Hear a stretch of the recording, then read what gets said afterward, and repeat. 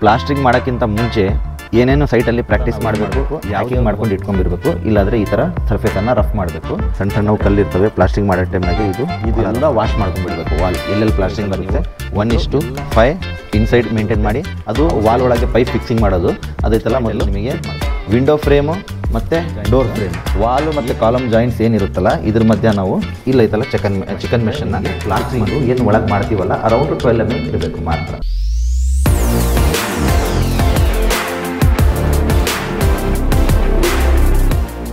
Friends, ಇವತ್ತು ನಾವು ಈ ವಿಡಿಯೋದಲ್ಲಿ ನಿಮಗೆ ಪ್ಲಾಸ್ಟ್ರಿಂಗ್ ಮಾಡೋಕ್ಕಿಂತ ಮುಂಚೆ ಏನೇನು ಸೈಟಲ್ಲಿ ಪ್ರಾಕ್ಟೀಸ್ ಮಾಡಬೇಕು, ಯಾವ್ದು ವರ್ಕ್ ಕಂಪ್ಲೀಟ್ ಮಾಡಬೇಕು, ಯಾವುದು ವರ್ಕ್ ಆದಮೇಲೆ ನಾವು ಪ್ಲಾಸ್ಟ್ರಿಂಗ್ ಸ್ಟಾರ್ಟ್ ಮಾಡಬೇಕು ಅಂತ ಡೀಟೇಲಾಗಿ ಪಾಯಿಂಟ್ಸ್ ನಿಮಗೆ ಇವತ್ತು ತೋರಿಸ್ಕೊಡ್ತೀವಿ. ಸೊ ಈ ವಿಡಿಯೋ ನೀವು ಕಂಪ್ಲೀಟಾಗಿ ವಾಚ್ ಮಾಡಿ.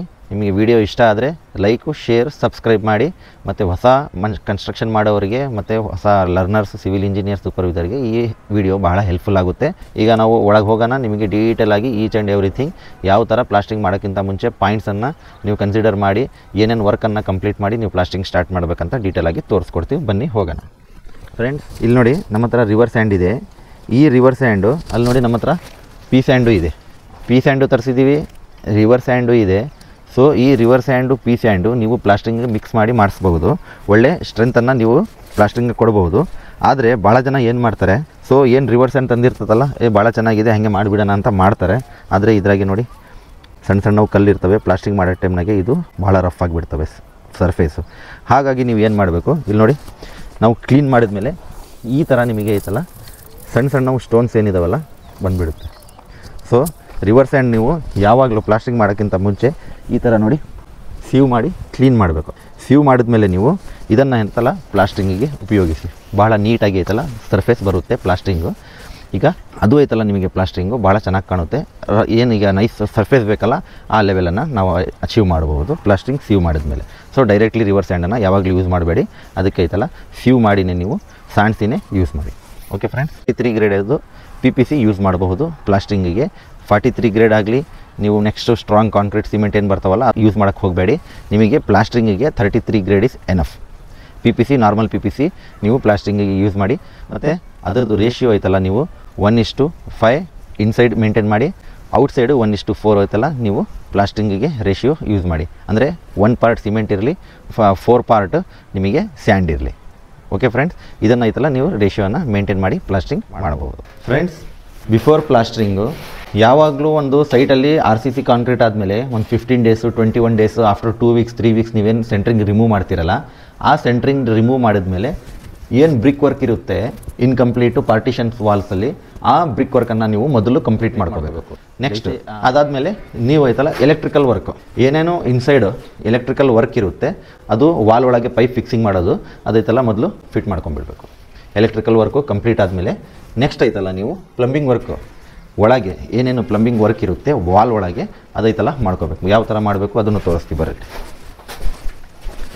ಬಾತ್ರೂಮಲ್ಲಿ ಪ್ಲಂಬಿಂಗ್ ವರ್ಕನ್ನು ಫಿಟ್ಟಿಂಗ್ ಮಾಡ್ತಾಯಿದ್ದೀವಿ. ಈಗ ಇನ್ನೊಂದು ನಿಮಗೆ ಧ್ಯಾನ ಇರಬೇಕು, ಎಂಡ್ ಕ್ಯಾಪ್ ಏನಿರ್ತಾವಲ್ಲ ಇದು ಯಾವಾಗಲೂ ಕ್ಲೋಸ್ ಇರಬೇಕಿದು ಸೈಟಲ್ಲಿ.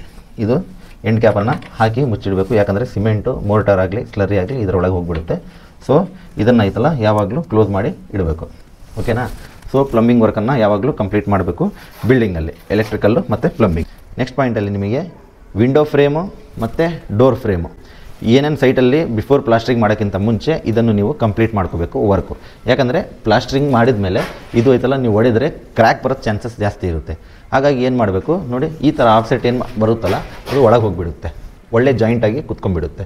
ಇಲ್ಲಿ ಮಧ್ಯ ಕ್ಲ್ಯಾಂಪ್ ಬರುತ್ತೆ, ಇದು ನೀವು ಆಮೇಲೆ ಕುಂದಿರ್ಸೋಕ್ಕಾಗಲ್ಲ. ಸೊ ಡೋರ್ ಫ್ರೇಮು ಮತ್ತು ವಿಂಡೋ ಫ್ರೇಮನ್ನು ನೀವು ಮೊದಲೇ ಬಿಫೋರ್ ಪ್ಲಾಸ್ಟ್ರಿಂಗು ಇದನ್ನು ಐತಲ್ಲ ಕುಂದಿರಿಸ್ಬೇಕು. ಬ್ರಿಕ್ ವರ್ಕ್ ಸರ್ಫೇಸು ರಫ್ ಇರುತ್ತೆ, ಕಾಲಮ್ ಸರ್ಫೇಸು ಬೀಮ್ ಸರ್ಫೇಸು ನೈಸಾಗಿ ಬಂದಿರುತ್ತೆ. ಸೊ ಅದಕ್ಕೋಸ್ಕರ ನಾವು ಏನು ಮಾಡಬೇಕು, ಹ್ಯಾಕಿಂಗ್ ಮಾಡ್ಕೊಂಡು ಇಟ್ಕೊಂಡಿರಬೇಕು. ಇಲ್ಲಾಂದರೆ ಈ ಥರ ಸರ್ಫೇಸನ್ನು ರಫ್ ಮಾಡಬೇಕು. ಯಾಕಂದರೆ ಬ್ರಿಕ್ ವರ್ಕು ನೈಸ್ ರಫ್ ಇರುತ್ತೆ, ಕಾಲಮ್ಮು ಮತ್ತು ಬೀಮ್ ಕಡೆ ಐತಲ್ಲ ನಾವು ರಫ್ ಮಾಡ್ಕೊಂಡು ಇಟ್ಕೊಂಡ್ರೆ ಪ್ಲಾಸ್ಟ್ರಿಂಗನ್ನು ಮಜಬೂತಿಯಾಗಿ ಅಂದರೆ ಪಕಡು ಜಾಸ್ತಿ ಇರುತ್ತೆ ಇದಕ್ಕೆ. ಸೊ ಹಾಗಾಗಿ ನಾವು ಏನು ಮಾಡಬೇಕು, ಕಾಲಮು ಬೀಮ್ ಎಲ್ಲಿರುತ್ತೆ ಅಲ್ಲೈತಲ್ಲ ಈ ಥರ ರಫ್ ಮಾಡ್ಕೋಬೇಕು ಸರ್ಫೇಸು. ಅದರ ಪ್ಲಾಸ್ಟ್ರಿಂಗ್ ಐತಲ್ಲ ಚೆನ್ನಾಗಿ ಹಿಡಿಯುತ್ತೆ. ಆಮೇಲೆ ವಾಲು ಮತ್ತು ಕಾಲಮ್ ಜಾಯಿಂಟ್ಸ್ ಏನಿರುತ್ತಲ್ಲ ಈ ಜಾಯಿಂಟ್ಸು ವಾಲು ಮತ್ತು ಕಾಲಮ್ ಜಾಯಿಂಟ್ಸ್ ಏನಿರುತ್ತಲ್ಲ ಇದ್ರ ಮಧ್ಯ ನಾವು ಇಲ್ಲೈತಲ್ಲ ಚಿಕನ್ ಮೆಷನ್ನು ಫಿಕ್ಸ್ ಮಾಡಿಸ್ಬೇಕು. ಯಾಕಂದರೆ ಇದು ಜಾಯಿಂಟ್ ಇರುತ್ತೆ, ಕಂಪ್ಲೀಟ್ಲಿ ಸ್ಟ್ರೈಟ್ ಆಗಿರುತ್ತೆ ಸರ್ಫೇಸು. ಇದೇನು ಮಾಡುತ್ತೆ, ಕ್ರ್ಯಾಕ್ ಬಂದುಬಿಡುತ್ತೆ ಇಲ್ಲಿ. ಸೊ ಈ ಕ್ರ್ಯಾಕನ್ನು ಅವಾಯ್ಡ್ ಮಾಡಬೇಕಂದ್ರೆ ನೀವು ಚಿಕನ್ ಮೆಷಲ್ಲಿ ಅಪ್ಲೈ ಮಾಡಬೇಕು. ಸೊ ಈ ಜಾಯಿಂಟಲ್ಲಿ ಎಲ್ಲರ ಇರಲಿ, ಕಾಲಮು ಬೀಮು ವಾಲ್ಸ್ ಏನಿರ್ತಾವಲ್ಲ ಜಾಯಿಂಟ್ ಹತ್ರ ನೀವು ಈ ಥರ ಐತಲ್ಲ ಚಿಕನ್ ಮೆಷ್ ಅನ್ನೋದು ಹಾಕ್ಕೊಂಡು ಯೂಸ್ ಮಾಡಬೇಕು ಬಿಫೋರ್ ಪ್ಲಾಸ್ಟಿಂಗ್. ರೂಮನ್ನು ಆಲ್ರೆಡಿ ನಾವು ಪ್ಲಾಸ್ಟಿಂಗ್ ಮಾಡಿದ್ದೀವಿ. ಸೊ ಪ್ಲಾಸ್ಟಿಂಗ್ ನೀವು ಮಾಡಿರೋದು ಎಷ್ಟು ಥಿಕ್ನೆಸ್ ಬರುತ್ತೆ ಅಂತ ನಮಗೆ ಹೆಂಗೆ ಲೆವೆಲ್ ಮಾಡ್ಕೋಬೇಕಂತ ಎಲ್ಲ ತೋರಿಸ್ತೀವಿ ನೋಡಿ. ಬಿಫೋರ್ ಪ್ಲಾಸ್ಟ್ರಿಂಗು ನೋಡಿ ಇಲ್ಲಿ, ಆಮೇಲೆ ಇಲ್ಲಿ ನೋಡಿ ನಾವು, ಆಮೇಲೆ ಅದೇ ಥರ ಮೇಲೆ ನೋಡಿ ನಾವು ಒಂದು ಲೆವೆಲ್ ತೊಗೊಂಡಿದ್ದೀವಿ. ಈಗ ಕೆಳಗಿಂದ ಮೇಲೆ ತನಕ ವಾಲು ಒಂದು ಲೆವೆಲ್ ಇರುತ್ತೆ, ಇಲ್ಲಾಂದರೆ ಒಂದು ಸ್ವಲ್ಪ ಅಂಡುಲೇಷನ್ ಆಗಿರುತ್ತೆ. ಆ ಅಂಡುಲೇಷನನ್ನು ಪ್ಲಾಸ್ಟಿಂಗ್ ಲೆವೆಲ್ ತರೋಗೋಸ್ಕರ ನಾವೇನು ಮಾಡ್ತೀವಿ, ಒಂದು ಟೈಲ್ಸ್ ಆಗಲಿ ಒಂದು ಲೆವೆಲ್ ಆಗಲಿ ನಾವು ಇದೆಲ್ಲ ಮೊದಲೇ ಮಾಡ್ಕೊಂಡ್ಬಿಡಬೇಕು. ಆ ಲೆವೆಲನ್ನು ಕ್ಲೀನಾಗಿ ಅಚೀವ್ ಮಾಡಬೇಕು ಪ್ಲಾಸ್ಟಿಂಗ್ ಮಾಡೋ ಟೈಮ್ನಾಗೆ. ಸೊ ಪ್ಲಾಸ್ಟಿಂಗಿಗೆ ಥಿಕ್ನೆಸ್ ಮೇಂಟೈನ್ ಮಾಡೋಕ್ಕೆ ಆ ಲೆವೆಲ್ ನಮಗೆ ಅಚೀವ್ ಮಾಡೋಕ್ಕೆ ಕೊಡುತ್ತೆ. ಸೊ ಇನ್ನೊಂದು ಏನು ಪಾಯಿಂಟ್ಸ್ ಅಂದರೆ, ನಿಮಗೆ ಪ್ಲಾಸ್ಟ್ರಿಂಗು ಏನು ಒಳಗೆ ಮಾಡ್ತೀವಲ್ಲ ಅರೌಂಡ್ 12 mm ಇರಬೇಕು ಮಾತ್ರ. ಸೊ ನೀವು ಎಕ್ಸ್ಟರ್ನಲ್ ಪ್ಲಾಸ್ಟಿಂಗ್ ಮಾಡಿದರೆ ಅರೌಂಡ್ 15 mm ಇರುತ್ತೆ. ಸೊ ಇನ್ಸೈಡ್ ಪ್ಲಾಸ್ಟಿಂಗ್ ಏನು ನಾವು ಮಾಡ್ತೀವಿ ಅರೌಂಡ್ 12 mm ಇಸ್ ಎನಫ್. ಇದಕ್ಕೆ 12 mm ಗಿಂತ ಜಾಸ್ತಿ ಬಂದುಬಿಟ್ರೆ ನಿಮಗೆ 2 ಕೋಟ್ ಪ್ಲಾಸ್ಟಿಂಗ್ ಮಾಡಿ, ಅಂದರೆ 1 ಕೋಟು ಪ್ಲಾಸ್ಟಿಂಗ್ ಮಾಡಿಕೊಂಡು ರಫ್ ಮಾಡ್ಕೊಳ್ಳಿ ಸರ್ಫೇಸ್, ಗ್ರೂ ಮಾಡಿಕೊಂಡು ಗೆರೆ ಮಾಡಿಕೊಂಡು. ಇನ್ನೊಂದು ನೆಕ್ಸ್ಟ್ ಏನು ಕೋಟ್ ಮಾಡ್ತೀರಲ್ಲ ಅದಕ್ಕೈತಲ್ಲ ನೈಸಾಗಿ ಪ್ಲಾಸ್ಟಿಂಗ್ ಕೊಟ್ಬಿಡಿ. ಬೆಡ್ರೂಮು, ಹಾಲು ಎಲ್ಲೆಲ್ಲಿ ನಿಮಗೆ ಟೈಲ್ಸ್ ಬರಲ್ವೋ ಅಲ್ಲಿ ಐತಲ್ಲ ನೀವು ಸರ್ಫೇಸನ್ನು ನೈಸ್ ಮಾಡಿ. ಕಿಚನ್ನು ಮತ್ತು ಬಾತ್ರೂಮು ಎಲ್ಲೆಲ್ಲಿ ಟೈಲ್ಸ್ ಬರುತ್ತೆ ಅಲ್ಲೈತಲ್ಲ ನೀವು ಸರ್ಫೇಸು ಈ ಥರ ರಫ್ ಮಾಡಿಸ್ಬೇಕು. ಸೊ ಇದು ಯಾಕೆ ರಫ್ ಮಾಡಿಸ್ಬೇಕಂದ್ರೆ, ನೀವು ಟೈಲ್ಸನ್ನು ಅಡಿಷಿವ್ ಆಗಲಿ ಸಿಮೆಂಟ್ ಆಗಲಿ ಯೂಸ್ ಮಾಡಿ ಯಾವಾಗ ಫಿಟ್ ಮಾಡಿಸ್ತೀರೋ ಆವಾಗ ಏನಾಗುತ್ತೆ, ಇದು ಸರ್ಫೇಸ್ ನೈಸ್ ಇದ್ದರೆ ಟೈಲ್ಸು ಮತ್ತು ಕಿತ್ಕೊಂಡು ಬರೋದು ಚಾನ್ಸಸ್ ಜಾಸ್ತಿ ಇರುತ್ತೆ. ಅದಕ್ಕೋಸ್ಕರ ನಾವು ಐತಲ್ಲ ಸರ್ಫೇಸನ್ನು ರಫ್ ಮಾಡಿದರೆ ಸೊ ಇದನ್ನು ಪಕ್ಕ ಚೆನ್ನಾಗಿ ಅದಕ್ಕೂ ಒಂದು ಫಿಕ್ಸ್ ಆಗಿ ಹಿಡ್ಕೊಂಡಿರುತ್ತೆ. ಸೊ ಅದು ಬಿಟ್ಕೊಳ್ಳಲ್ಲ, ಈಸಿಯಾಗಿ ಐತಲ್ಲ ಬಿಟ್ಕೊಡಲ್ಲ. ಸೊ ರಫ್ ಇದ್ದರೆ ಇದೆಲ್ಲ ನೀವು ಯಾವಾಗಲೂ ಟೈಲ್ಸ್ ಎಲ್ಲೆಲ್ಲಿ ಬರುತ್ತೆ ಅಲ್ಲೈತಲ್ಲ ಸರ್ಫೇಸನ್ನು ರಫ್ ಮಾಡಿ. ಎಕ್ಸ್ಟರ್ನಲ್ಲು ಆಗಲಿ ಆಮೇಲೆ ಇನ್ಸೈಡು ಆಗಲಿ ಎಲ್ಲೆಲ್ಲಿ ಟೈಲ್ಸ್ ಬರುತ್ತೆ ಅಲ್ಲಿ ರಫ್ ಮಾಡಿ. ಅದೇ ನಿಮಗೆ ಔಟ್ಸೈಡಲ್ಲಿ ಎಲಿವೇಷನ್ ಮಾಡೋ ಟೈಮ್ನಾಗ ಏನು ಮಾಡ್ತೀವಿ, ಡಬಲ್ ಕೋಟಲ್ಲಿ ಪ್ಲಾಸ್ಟರ್ ಬರುತ್ತೆ, ಸ್ವಲ್ಪ ಥಿಕ್ನೆಸ್ ಜಾಸ್ತಿ ಇರುತ್ತೆ ಕಡಿಮೆ ಇರುತ್ತೆ. ಆ ಟೈಮಲ್ಲಿ ನೀವು ಐತಲ್ಲ ಡಬಲ್ ಕೋಟ್ ಎಲ್ಲಿ ಪ್ಲಾಸ್ಟರ್ ಬರುತ್ತೋ ಈ ಥರ ಅಲ್ಲೇ ಐತಲ್ಲ ಸರ್ಫೇಸ್ ರಫ್ ಮಾಡಿ ನೆಕ್ಸ್ಟ್ ಇದ್ರ ಮೇಲೆ ಇನ್ನೊಂದು ಕೋಟನ್ನು ಪ್ಲಾಸ್ಟರ್ ಮಾಡ್ಬೋದು. ಈ ಪಾಯಿಂಟ್ಸು ನಾನು ನಿಮಗೆ ಏನೇನು ಹೇಳಿದ್ದೀನಿ ಇದೆಲ್ಲ ಗಮನದಲ್ಲಿ ಇಟ್ಕೊಂಡು ಬಿಫೋರ್ ಪ್ಲಾಸ್ಟ್ರಿಂಗು ನೀವೈತಲ್ಲ ಈ ಪಾಯಿಂಟ್ಸನ್ನು electrical work, plumbing work, door, frame, windows fixing ಎಲ್ಲ ನೀವೈತಲ್ಲ ಈ ಥರ ಮಾಡಿಕೊಂಡೆ ನೀವೈತಲ್ಲ ಯೂಸ್ ಮಾಡಿ. ಆಮೇಲೆ ಬಿಫೋರ್ ಪ್ಲಾಸ್ಟ್ರಿಂಗು ನೀವು ವಾಲನ್ನು ಕಂಪ್ಲೀಟಾಗಿ ಎಲ್ಲೆಲ್ಲಿ ವಾಲ್ ಇರ್ತವೆ ನಿಮ್ಮದೊಳಗೆ ಅದು ಐತಲ್ಲ ಏನಾಗಿ ಮಾಡಬೇಕು, ಎಲ್ಲ ನೀವು ವಾಶ್ ಮಾಡಿಸ್ಬೇಕು. ಏನಾಗಿರುತ್ತೆ electrical work, plumbing work electrical plumbing work ನಾವು ಈ ಥರ ವಾಲ್ ಚಿಪ್ಪಿಂಗ್ ಮಾಡೋ ಟೈಮ್ನಾಗೆ ಇದ್ರದ್ದು ಧೂಳ ಬಂದು ಎಲ್ಲ ಗೋಡೆ ಮೇಲೆ ಐತಲ್ಲ ಬಂದಿರುತ್ತೆ. ಸೊ ಅದು ಏನು ಮಾಡುತ್ತೆ, ನೀವು ಪ್ಲಾಸ್ಟಿಂಗ್ ಮಾಡೋ ಟೈಮ್ನಾಗೆ ಅದು ಗಟ್ಟಿಯಾಗಿ ಹಿಡಿಯಲ್ಲ. ಅದು ಐತಲ್ಲ ನೀವು ಕಂಪ್ಲೀಟಾಗಿ ಇದು ಎಲ್ಲ ವಾಶ್ ಮಾಡ್ಕೊಂಡ್ಬಿಡ್ಬೇಕು. ವಾಲ್ ಎಲ್ಲೆಲ್ಲಿ ಪ್ಲಾಸ್ಟಿಂಗ್ ಬರುತ್ತೆ ಮೊದಲು ಎಲ್ಲ ಮನೆಯನ್ನು ಒಳಗೆ ಕ್ಲೀನಾಗಿ ವಾಶ್ ಮಾಡಿ ವಾಲ್ಸು. ಅದಾದಮೇಲೆ ನೆಕ್ಸ್ಟ್ ಡೇ ನೀವು ಯಾವಾಗ ಪ್ಲಾಸ್ಟಿಂಗ್ ಮಾಡ್ತಾ ಇರ್ತೀರೋ ಮಾರ್ನಿಂಗು ಎಲ್ಲ ವಾಲನ್ನು ವೆಟ್ ಮಾಡಿ. ಯಾಕಂದರೆ ಬ್ರಿಕ್ಕು ಸಾಯಿಲ್ ಇದು ಐತಲ್ಲ ನೀರನ್ನು ಎಳ್ಕೊಳ್ಳುತ್ತೆ. ಸೊ ಪ್ಲಾಸ್ಟಿಂಗಲ್ಲಿ ಏನು ನೀರು ಇರುತ್ತಲ್ಲ ಅದನ್ನು ವಾಟರ್ ಕಂಟೆಂಟ್ ಐತಲ್ಲ ಕಡಿಮೆ ಆಗಿಬಿಡುತ್ತೆ. So plastering water content, cement water content maintain ಮಾಡಬೇಕಂದ್ರೆ ಇದು ಐತಲ್ಲ ನೀವು ವೆಟ್ ಮಾಡಿಕೊಂಡೆ ಮೊದಲೇ ಇಟ್ಕೊಂಡಿರಬೇಕು. ಓಕೆ ಫ್ರೆಂಡ್ಸ್, ಇದು ವೆಟ್ ಇತ್ತಂದರೆ ಅದ್ರದ್ದು ಸಿಮೆಂಟಿಂದು ಏನೈತೆ ವಾಟರ್ ಕಂಟೆಂಟ್ ಇರುತ್ತಲ್ಲ ಅದು ಐತಲ್ಲ ಇದು ಎಳ್ಕೊಳ್ಳಲ್ಲ. ಸೊ ಅದ್ರದ್ದು ವಾಟರ್ ಐತಲ್ಲ ಸ್ಟ್ರೆಂತ್ ಅದಕ್ಕೆ ಅಚೀವ್ ಮಾಡೋಕ್ಕೆ ಬೇಕಾಗುತ್ತೆ.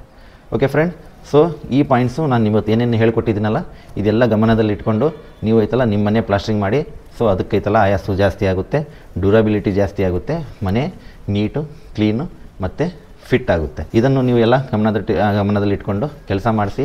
ವಿಡಿಯೋ ಇಷ್ಟ ಆದರೆ ನೀವು ಲೈಕ್ ಮಾಡಿ, ಶೇರ್ ಮಾಡಿ, ಸಬ್ಸ್ಕ್ರೈಬ್ ಮಾಡಿ.